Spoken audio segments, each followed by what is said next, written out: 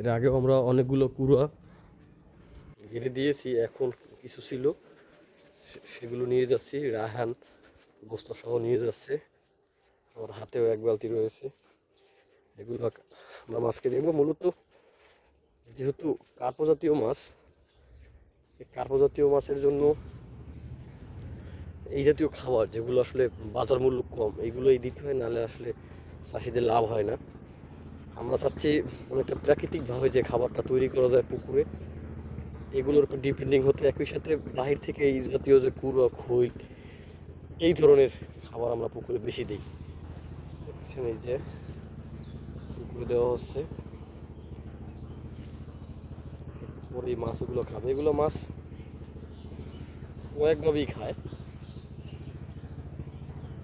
আপনার যে উপরের যে এই কুড়োর যে ভাসমান থাকে, এইগুলো উপরের স্তরের যে মাছগুলো আছে সেগুলোতে খায়। এর বাহিরেও এই কুড়োটা যখন একটু পানিতে ভিজে নিচে যায় তখন মধ্যম স্তরের মাছগুলোতে খায়, এবং সর্বশেষ মাটির কাছাকাছি চলে গেলে নিম্ন স্তরের যে মাছগুলো রয়েছে মাটির সাথে থাকে, মৃগেল মাছ সহ এই জাতীয় মাছগুলো কিন্তু এই কুড়োটা খাবে।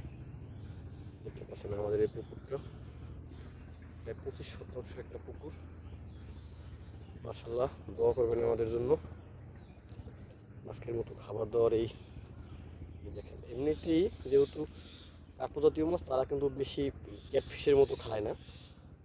পাঙ্গাস, তেলাপিয়া, শিং, মাগুর এই জাতীয় মাছ যেভাবে খাবার খায়, খুব দ্রুত খায়, এই কার্প জাতীয় মাছগুলো কিন্তু ওভাবে খায় না।